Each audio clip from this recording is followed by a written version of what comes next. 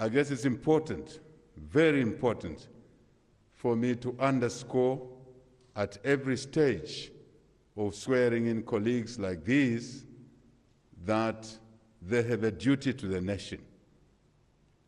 They have a duty, we have a duty to the people of Zambia. And that's paramount to everything we do. Everything that we decide upon, we must always remember, how does this decision help better the lives of the people of Zambia? Sometimes it's easy to forget. Your Commissioner General of Police, in this case, Commissioner General of Prisons, Deputy Commissioner General or Inspector General of Police, and other colleagues, to believe that now you have the power to do what you like. That is not true. What you have is an opportunity to serve the people, not the power to do what you like. And that's why at the inauguration ceremony at Hero Stadium, I was categorical and said that I do not want us to use the phraseology that this is a change of power from those living to us. No, the power belongs to the people. It is a change of leadership for service. And I extend that message to my 4 colleagues that you have a rare opportunity to serve the people of Zambia with distinction. They have suffered enough. Already, the few measures that were put in place, we've announced, Zambians are, on average, across the country saying, freedom is here, independence is here. I guess you hear them say so in the communities. It means they were not free. Now they have the freedom. Some are saying, new dawn, opportunities abound. Can we make sure that that feeling the citizens have is reinforced by your appointment, your swearing in this hall? So always remember, we are here for the people of Zambia. When we make mistakes, it will be clear. If it's not clear to us, someone will point to us that we made a mistake, and we should be willing to correct that mistake and come back in line to serve the people of Zambia. Let me be deliberate and talk around my 2 colleagues in the correctional services. I'm a graduate of that institution, and I'm fully aware of what goes on in those institutions. They are supposed to be correctional facilities. At the moment, they are not. They harden us detainees. The conditions there harden us, the detainees. As a former detainee myself, I send a message to you that your selection was careful, very careful, in line with our theme to reunite this country, and this will become a common story at almost every swearing-in ceremony. So we can depart from the days of exclusions to days of inclusions. But more importantly, for you to work towards making those facilities as truly correctional facilities. What am I saying? I am saying, let's decongest those places. I shall repeat. Let us decongest those facilities. A cell meant for 10, 15 people. As a graduate there, I know that in a cell meant for 20 people, there were 170 of us. It's night time, you're supposed to go to sleep. There's no sleeping there, because one leg of your colleague is here, something else is on your face from your next door neighbor. That is inhuman. That is not acceptable. easy answer to such a comment is that the cells are limited. Let's be innovative. Let's think outside the box.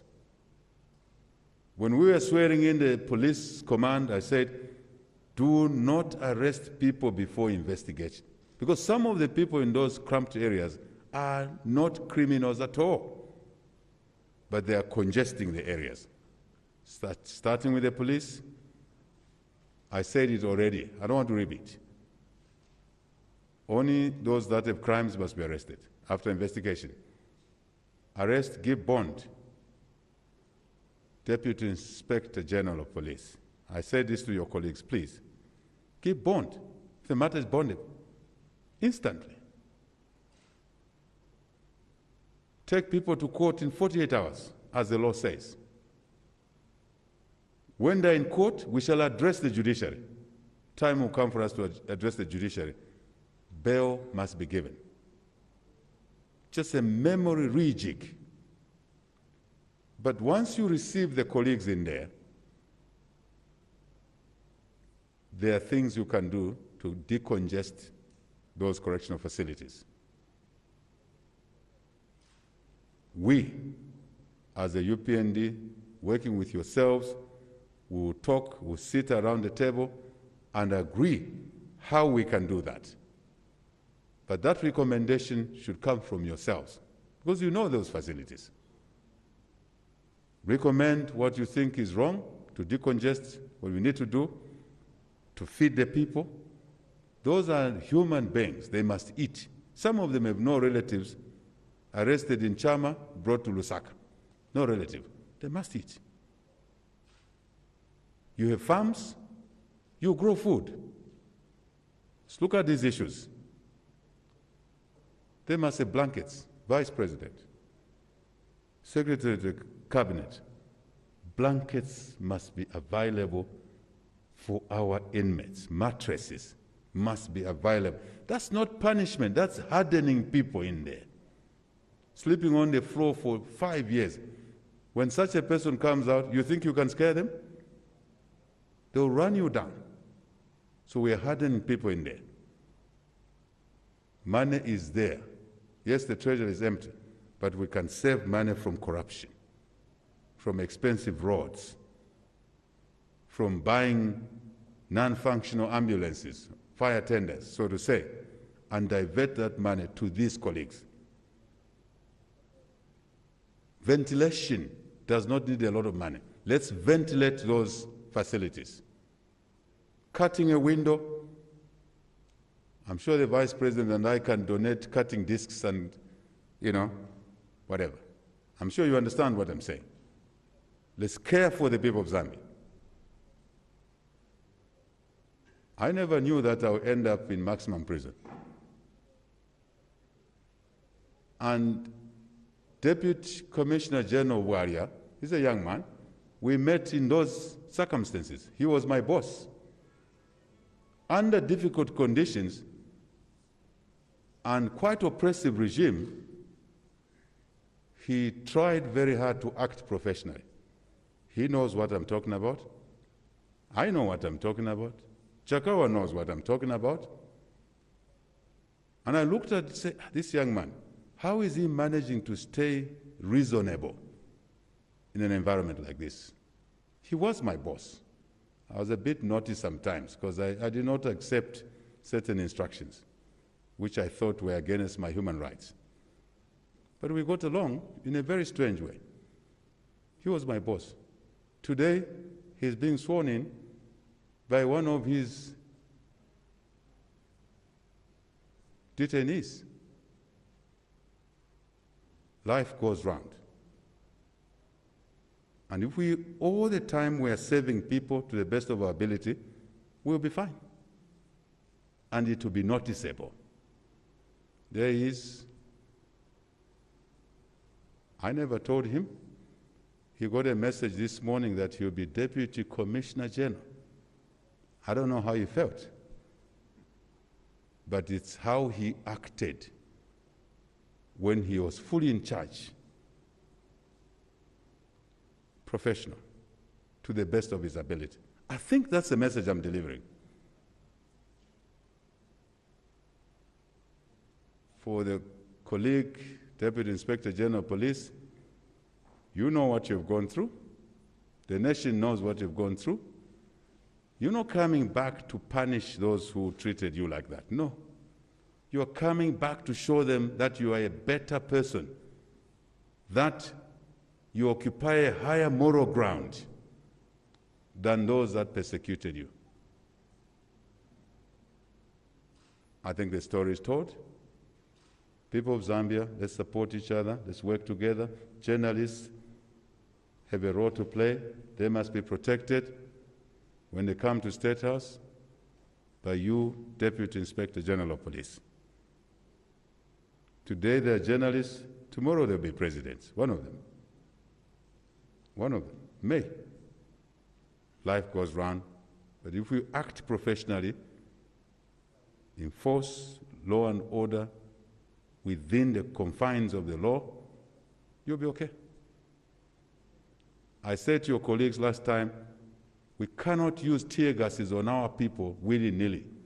Harmless people, armless people, tear gas, live bullets, no. No. But I'm not saying you should not maintain law and order. I am not saying criminals must not be brought to book. They should and they will, but do it professionally. Soon we'll be talking about law oversight institutions, Anti-Corruption Commission, Drug Enforcement Commission, Financial Intelligence Center. They too have to do their job. Someone misunderstood the message I've given to mean that I have done a deal with those who took people's money. It's a deliberate distortion. Citizens' money must come back to the owners, the citizens. Full stop. But that's not my job. That's the job of those colleagues. I think, Vice President, I deliberately reinforce this message so that we can provide leadership to bring life back to normal in our country. Don't steal from the people. Even the new colleagues, in a few days, will be announcing ministers. And you'll be very happy. You'll be very happy. You will agree with me it was worth waiting for. Looking at different things. They should not say the shoes of those who were there before us, the corrupt are bad. They throw them in the bin. In the night, they go and pick them. Tomorrow, they're wearing the same shoes. No. No, no, no, no. That's not what we're saying. Corruption is corruption. Stealing from the people is stealing from the people. But our main interest is to return the money to the owners, the people of Zambia, so they can have water, so they can have food, so they can have those things. I thought I needed to clarify this, Vice President, because I'm listening a lot. I like hearing what social media is saying, what other people are saying. I hope this makes the point clear. With that, it's late in the day. Thank you to the team organizing these events. Very soon we'll be about to close. We'll be closing because we have to set on with the business of running the country for the people. So we'll finish this phase by and large, largely. And the next time we meet in a different environment with the journalists, Secretary of the Cabinet will like questions. In that situation, we'll like questions.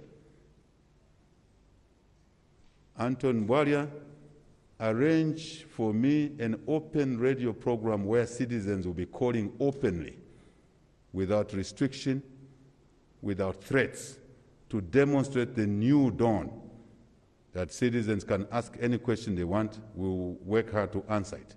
If we can't answer it, we'll pass it to her, we'll pass it to somebody. Let's demonstrate what we're saying, not just to these men, the women last time, but to ourselves, to lead by example. We're committed to voters that will be talking to citizens once in a while on an open line. And no one will visit you after you ask a question, whatever question. The onus is on you to ask a decent question, It's on you, it's not on us. But you will ask a question, no one will phone you again to say, why did you ask that question? You are free. It's a new dawn, Freedom Day. I thank you. Thank you, Mr. President. The word is very clear. Those newly sworn in, their performance will be measured against the standard set. We are going to have the closing national anthem, and afterwards, it may please Mr. President to invite those newly sworn in for a teacher session.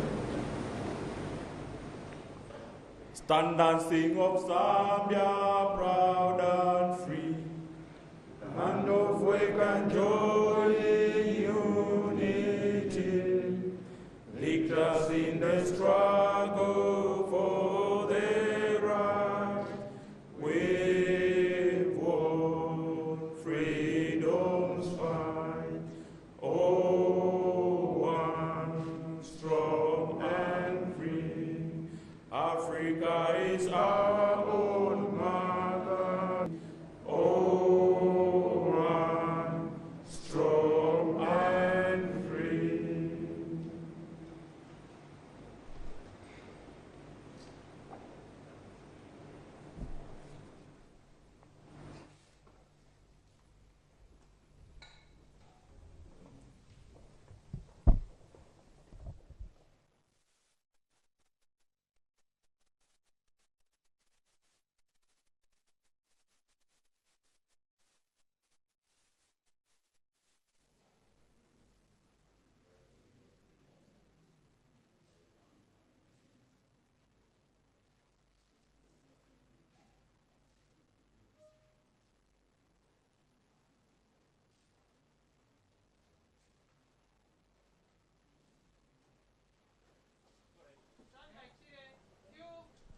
This has been a broadcast from State House where the swearing-in ceremony has continued, and the President today has sworn in the Zambia Correctional Services Commissioner General as well as his deputy. He has also sworn in the Deputy Inspector General Special Duties State House as well as the Senior Private Secretary for State House, and he has re-emphasized to